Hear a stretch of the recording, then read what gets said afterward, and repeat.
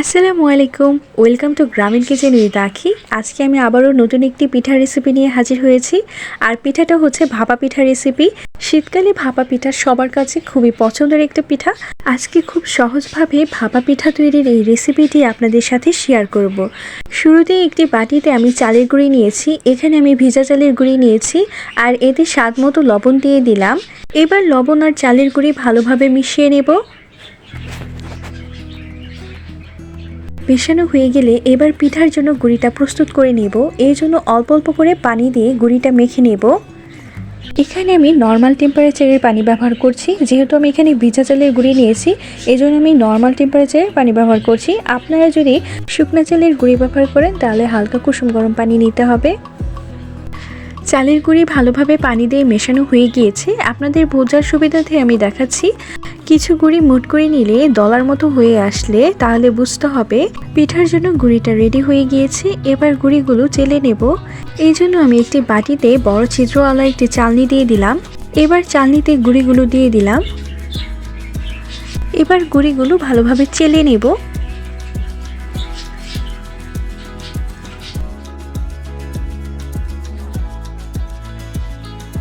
আমার সম্পূর্ণ গুঁড়ি চালা হয়ে গিয়েছে। দেখতে পাচ্ছেন পিঠা বানানোর জন্য গুঁড়িগুলো একদম রেডি হয়ে গিয়েছে। এবার আমি পিঠাটা বানিয়ে নেব। এই জন্য আমি কিছু নারকেল কুচি নিয়েছি,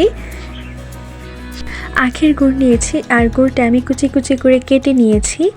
এবার পিঠাটা বানিয়ে নেব। এই জন্য ছোট একটা বাটি নিয়েছি আর এতে কিছু গুঁড়ি দিয়ে দিলাম, কিছু নারকেল কুচি দিয়ে দিলাম, আবারও কিছু গুঁড়ি দিয়ে নারকেলটা ঢেকে দিলাম।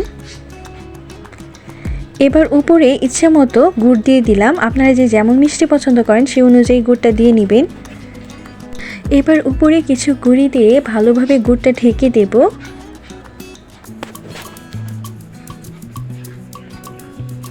আলতোভাবে চেপে চেপে পিঠাটা রেডি করে নিলাম। এবার এর উপরে কিছু নারকেল কুচি দিয়ে দিলাম। এতে করে পিঠাটা দেখতে সুন্দর লাগবে।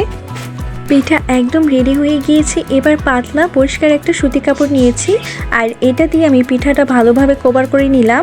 এবার পিঠাটা ভাবে সিদ্ধ করার জন্য চুলায় একটা হাঁড়িতে আমি পানি গরম করে নিয়েছি আর হাঁড়ির মুখটা আমি পাতলা সুতির কাপড় দিয়ে বেঁধে নিয়েছি। এবার পিঠাটা আমি এতে দিয়ে দিলাম। পিঠা দেওয়া হয়ে গেলে সাইড থেকে কাপড়টা সরিয়ে আলতোভাবে বাটিটা তুলে নেব। বাটি তোলা হয়ে গেলে আবারও কাপড় দিয়ে ভালোভাবে পিঠাটা ঢেকে দেব। এবার ঢাকনা দিয়ে ঢেকে 3 থেকে 4 মিনিটের মতো অপেক্ষা করব।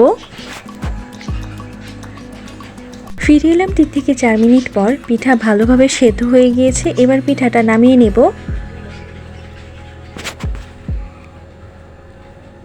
দেখতে পাচ্ছেন পিঠাটা কতটা সফট হয়েছে আর ভালোভাবে সেদ্ধ হয়ে গিয়েছে।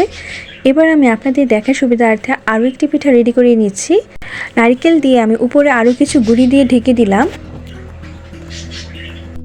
গুড় ছড়িয়ে দিলাম উপরে। এবার আবারও কিছু গুঁড়ি দিয়ে পিঠাটা ঢেকে দিলাম। পিঠা রেডি হয়ে গিয়েছে। এবার আবারও পিঠাটা ভাপে সেদ্ধ দিয়ে দিব। আলতোভাবে পিঠাটা আমি দিয়ে দিলাম। এবার কাপড়টা সরিয়ে হালকা একটু টোকা দিয়ে বাটিটা তুলে নেব। এবার কাপড় দিয়ে মুড়িয়ে ঢাকনা দিয়ে ঢেকে দেব 3 থেকে 4 মিনিটের জন্য।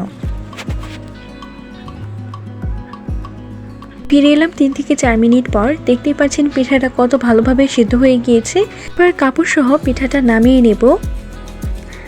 এখন আমি কাপড়টা সরিয়ে পিঠাটা দেখাচ্ছি। দেখুন পিঠাটা কতটা সফট হয়েছে।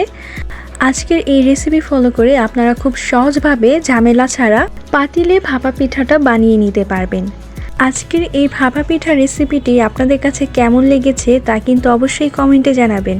আপনাদের দেখার সুবিধার্থে আমি একটি পিঠা ভেঙে দেখাচ্ছি। দেখুন পিঠাটা কতটা সফট হয়েছে।